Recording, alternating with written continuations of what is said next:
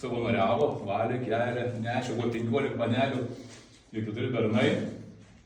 Tai mes pasidėt dirbo iš širdies, iš tikrųjų reikėjo pamatyti, kaip žmonės atvažiavo ne kryžiuko sėdėti, o padaryti ką, kai buvo planavę, jauni žmonės visi žino, ko nori ir ką daro, žino. Tai va, jie padarė savanorystę, padovanojo mums 3 nešiojimus kompiuterius ir praeidė 3000 eurų. Tai čia ačiū didelis jiems, tai jie dabar atvarys, jie tai darėme šitą reikalą. Tai mes čia daug kas atvažiuoja šitą virtuvę, tai mes palengva visi netilps.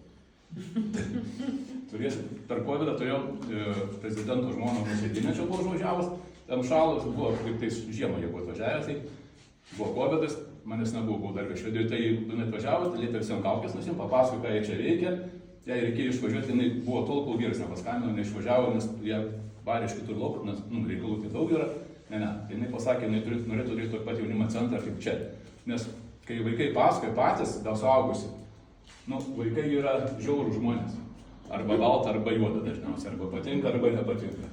Tai kai jie sako, kad patinka, tai yra ašara. Kai vaikas 9 metų pasakoja taip pats, kaip pats graudinasi, ir mano darbuotoja buvo tokia, viskų mokytoja atvažiavo, kur mes pradėjom kartu dabar direktorių gimnazijos. Tiesiog mes įverkėm.